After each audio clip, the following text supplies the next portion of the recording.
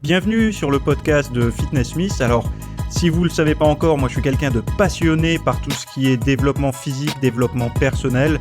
Et mon obsession, c'est de réussir à booster l'énergie au quotidien, d'avoir de meilleurs résultats à la salle de sport, de faciliter l'accès à la diète saine pour tout le monde. Et puis voilà, ça fait déjà pas mal. Donc si tu débarques ici, sache que ça va être que des épisodes basés là-dessus. Et que si tu l'apprécies, tu peux laisser une évaluation sur l'application de podcast sur laquelle tu te trouves. Après, si tu veux aller plus loin, sache que je propose des formations longues sur mon site, sur les mêmes thèmes, mais avec beaucoup plus de contenu et des programmes à télécharger, etc. C'est une seule adresse, www.fitnesssmith.fr. On démarre. Salut tout le monde, j'espère que vous allez super bien. Moi, ça va, lundi matin, on sort du week-end, on prépare les fêtes, on mange des chocolats, enfin bon voilà, tout ce qui va bien pour avoir les abdos apparents en fait. Non, blague à part. Bon, je vous avais parlé que j'allais faire en fait un petit retour finalement sur comment je me préparais durant les fêtes pour être en forme. Enfin, en fait, c'est pas vraiment pour être en forme, parce que j'essaye toujours d'être en forme, aussi bien dans ma tête que physiquement, mais je fais quelques pas en arrière juste avant les fêtes de fin d'année pour que les fêtes de fin d'année n'impactent pas mon apparence physique. Alors moi, j'ai mon travail qui va dans ce sens-là, c'est-à-dire que pour moi, c'est une encre d'aller m'entraîner. Mon quotidien tourne autour de cette encre qui est l'entraînement. L'entraînement, la nutrition, etc. Si j'abandonne ça, tous les autres domaines de ma vie commencent un petit peu à s'effondrer. C'est-à-dire que pour moi, j'ai été habitué assez tôt dans ma vie assez tôt dans ma vie d'adulte à avoir des ancres comme ça, et ça me permet vraiment de rester bien focus sur mes activités du jour, etc. Donc je vous ai dit que j'en parlerai un petit peu, il n'y a pas de souci, il faut juste que je trouve le temps d'en parler. J'ai mis quelques posts sur Instagram, j'ai aussi répondu là hier à une grosse FAQ sur mon site. Alors il y en avait une sur YouTube qui était en accès libre, et il y en a une sur mon site beaucoup plus longue qui est disponible depuis hier soir, avant-hier soir quand vous écouterez le podcast. Et puis voilà, j'avais envie de reprendre un petit peu les podcasts solo. Je vais en faire un prochainement avec quelqu'un d'autre, je dis pas qui ce sera. Ça sera peut-être un inconnu, peut-être quelqu'un de connu. Et puis on passe à la question de l'abonné qui, comme vous le savez, m'a posé une question en message audio directement sur ma messagerie. Donc si vous voulez me poser une question sur ma messagerie audio, je vous mets le lien directement sous cet épisode. Voilà, tout simplement. Allez, on démarre pour la question. Salut Théo. Alors aujourd'hui, j'ai une petite question à te poser. Enfin, plutôt deux petites questions à te poser. Donc la première concerne les super aliments. Alors, personnellement, ça fait 2 mois que j'ai commencé à consommer du guarana, donc en poudre, et également des fèves de cacao cru. Voilà. Donc je ne sais pas si c'est ton cas, je me souviens pas t'avoir entendu en parler. Mais pour ceux que ça intéresserait de savoir, effectivement, moi, en ce qui me concerne, le guarana, j'ai vraiment ressenti les effets. Et le cacao cru, c'est peut-être un peu plus compliqué de vraiment les notifier.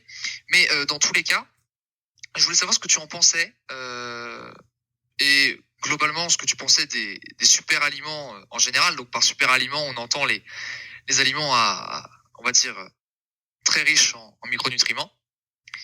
Et j'avais une deuxième question, c'était à propos de la douche froide. Voilà, je voulais savoir ce que tu pensais de la douche froide. Moi, pareil, je m'y suis mis, surtout le matin au réveil, et je trouve que c'est vraiment vivifiant et super intéressant. Donc je voulais savoir également si tu la pratiquais et si tu avais ces effets bénéfiques. Voilà. Dans tous les cas, je te remercie énormément pour tout ton travail, surtout pour tout le contenu gratuit que tu proposes. C'est vraiment excellent et continue comme ça. C'est super bénéfique. Bon, merci beaucoup pour ce message. Ça me touche. Et puis, je vais répondre à ta question. J'adore les sujets comme ça, un petit peu qui sortent. Tiens, combien faut faire de reps pour prendre des pecs, etc. Là, on est vraiment dans d'autres sujets plus profonds, etc. Enfin, plus profonds, plus moins commun, on va dire. Donc merci pour la qualité de ta question. Alors, on démarre tout de suite avec la première question qui était plutôt sur les super aliments. Alors, je note vite fait parce que sinon je vais oublier. Tac. Et après, c'est sur la douche froide. Je note parce que moi, je vais partir en vrille, là, je vais commencer à vous parler, puis après, je sais plus où j'en suis. Donc, les super aliments. Toi, tu as démarré avec le guarana et les fèves de cacao. Alors, le guarana, moi, je trouve que c'est intéressant dans le sens où il y a des personnes qui réagissent un peu trop à la caféine. C'est-à-dire, ils sont trop sensibles à la caféine. Et du coup, ça va leur fournir des effets négatifs du style palpitation, enfin, il y a plein de choses, voilà. Palpitation, ça peut être même la diarrhée. Ça peut être se sentir un peu, enfin faire un peu d'hypertension, des choses comme ça. Donc ces personnes-là, si elles ont envie de se booster quand même, ce qui n'est pas forcément une bonne chose de vouloir se booster, peuvent se tourner vers le guarana qui a un effet un petit peu plus diffus. C'est-à-dire que ça va être moins violent, moins aigu, mais plus chronique comme forme de boost sur la journée. Après, il y a moins ce côté coup de boost. Donc des personnes qui sont habituées à prendre de la caféine et qui commencent déjà à mal réagir à la caféine ou à moins bien réagir à la caféine, le guarana aura peu de chances de les aider. Moi aussi, c'est quelque chose que j'ai testé. Après, ça peut être aussi une solution pour les personnes qui essayent de se sevrer de la caféine, enfin de se sevrer du café. Si ce sont des personnes qui consomment beaucoup de café dans la journée, il y a énormément de problématiques quand on arrête la caféine du jour au lendemain. On va commencer à avoir... En fait, ce qui se passe, c'est quand on consomme beaucoup de café, il y a une action un peu vasoconstrictrice du système veineux en fait dans l'organisme, donc le système veineux qui a tendance un petit peu à se resserrer. Et quand on arrête la caféine du jour au lendemain, cet effet s'estompe assez violemment et donc du coup on peut avoir des maux de crâne, des choses comme ça. Donc pour les personnes qui essayent de sevrer, ça pourrait peut-être aussi être une bonne technique de continuer à prendre un petit peu de caféine sous cette forme-là pour diminuer un peu les effets secondaires. Après à tester, il y a des personnes pour qui ça fera rien, des personnes pour qui ça fonctionnera. Mais bon, dans l'ensemble, je trouve que c'est quand même un booster qui est relativement faible et plus sain. Après, il faut trouver du bon guarana bio. Et puis voilà, quoi, il y a plein de polyphénol et tout dedans. Bon, dans la caféine bio aussi, mais je pense que le guarana est plus quelque chose à utiliser, non pas pour s'entraîner, mais pour se mettre dans un état particulier pour la journée. Et encore, je tiens à préciser qu'il y a des personnes chez qui ça ne fonctionnera pas, et particulièrement les personnes qui utilisent déjà aujourd'hui de la caféine sous forme de café ou de booster ou autre quoi. Mais bon, ça restera toujours beaucoup plus naturel que ces choses-là. Donc mon avis est partagé, c'est-à-dire que moi aujourd'hui j'en consomme pas parce que je consomme du café, donc j'ai pas de raison d'en consommer. Après, des personnes qui ne consomment pas de caféine peuvent commencer par le guarana. La faible quantité de caféine que contient le guarana pourra suffire à les stimuler un petit peu de manière non violente. Voilà. Après, à prendre juste avant l'entraînement, on n'aura pas réellement d'effet. Voilà, ça c'est trop diffus pour que ça fournisse beaucoup d'effets. Deuxième super aliment. Alors j'aime pas trop le terme super aliment, même si on est obligé de l'utiliser comme tu fais parce que c'est comme ça qu'on les appelle aujourd'hui. C'est comme ça que les gens les reconnaissent parmi les autres. Les fèves de cacao. Alors au-delà du fort pouvoir antioxydant de mémoire, les fèves de cacao, ça a vraiment un goût dégueulasse. Enfin, moi, je vais pas te dire que c'est dégueulasse. Il faut pas que je dise ça, je me reprends. Allez, je rembobine. Ça a un goût que je juge très délicat pour mon palais, pour moi. Après, il y a des gens qui aiment ça. Moi, je suis capable, tu sais, de manger du cacao à 100% sans trop de problème. Par contre, les fèves de cacao, j'ai essayé.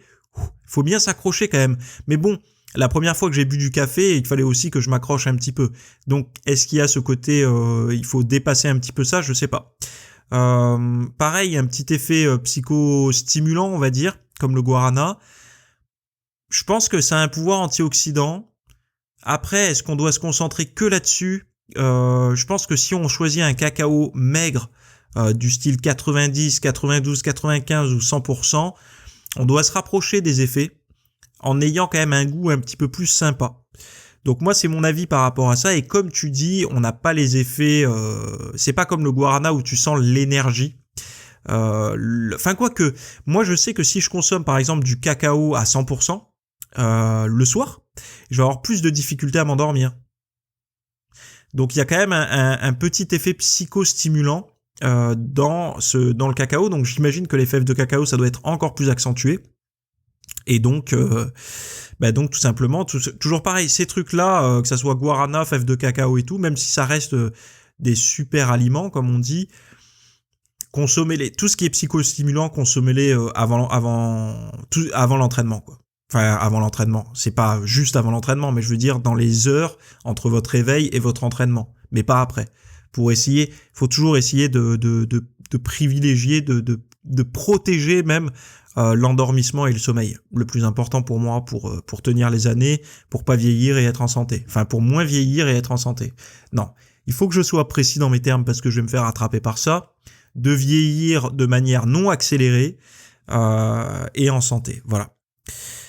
Deuxième question que tu m'as posée, donc heureusement que je l'ai notée parce que là de tête je l'aurais pas, j'étais trop parti loin. Douche froide. Alors la douche froide, les études de mémoire, je me souviens que les études avaient montré qu'à partir de 30 secondes de douche froide, on commençait à avoir les effets positifs au niveau des actions, en fait sur le système immunitaire. Pourquoi ? Parce qu'il va y avoir cette petite... c'est un peu comme l'entraînement. L'entraînement, en fait, quand on rentre à la salle on arrive à la salle de muscu et on part de la salle de muscu, on est en meilleure santé avant d'arriver à la salle de muscu qu'après. Pourquoi ? Parce qu'en fait, durant l'entraînement, on a créé tellement de perturbations et de destruction au niveau des fibres musculaires et tout qu'on est en moins bon état après qu'avant. Sauf que c'est un moins bon état bénéfique qui va induire une réparation, une régénération qui va nous permettre d'être en meilleure santé sur le long terme. Je pense que la douche froide, c'est un petit peu le même style de fonctionnement, mais c'est-à-dire qu'on arrive en meilleur état avant la douche froide, on prend sa douche froide, on est en moins bon état pendant quelques minutes, et après, en fait, il y a une réponse qui fait qu'on est en meilleur état. Donc la douche froide, ouais, ça peut être intéressant. Pour ce côté système immunitaire. Donc tous ceux qui sont intéressés par la santé du sportif, je pense que tu l'as vu, cette formation, toi qui m'as posé la question, sur la santé du sportif, je parle de la douche froide, et je pense qu'il y a des intérêts pour certaines personnes à l'utiliser. Donc je vous mets pas le lien en description parce que vous avez juste à taper sur mon site santé sportif et vous allez tomber sur la formation. Je rappelle encore une fois que mon site c'est www.fitnessmiss.fr pour ceux qui me découvriraient aujourd'hui.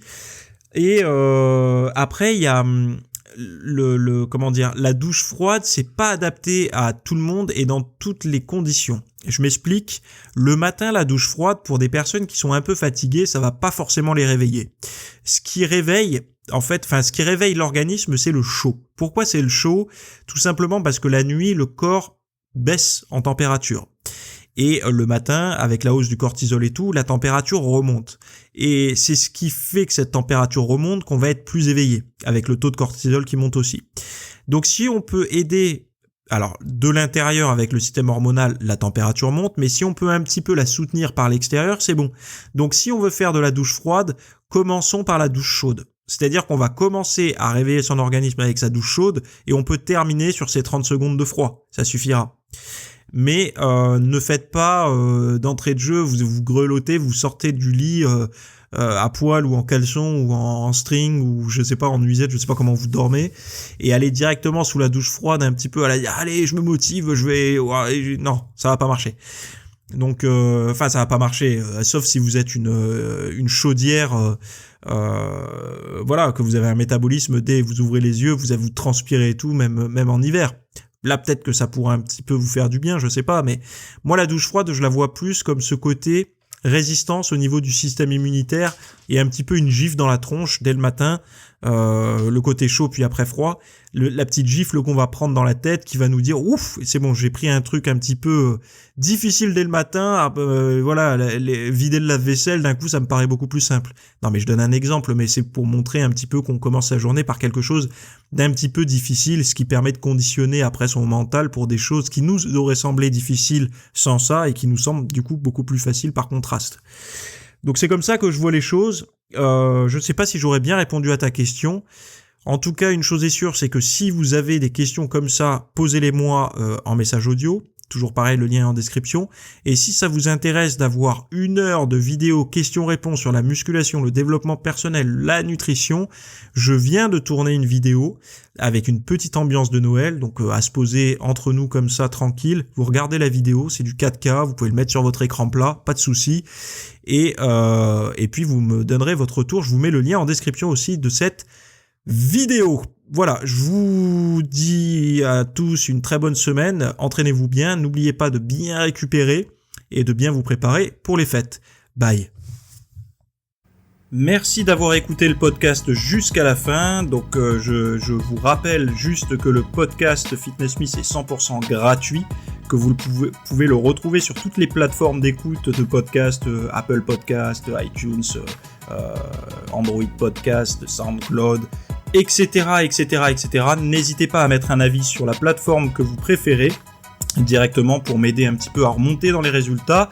Et si vous voulez soutenir comme les VIP, si vous voulez soutenir cet épisode, vous pouvez retrouver un lien qui vous permettra d'accéder à un formulaire pour me soutenir, donc financièrement, et qui vous donnera accès à tout un tas de vidéos VIP, plein de bonus, etc., des programmes, etc.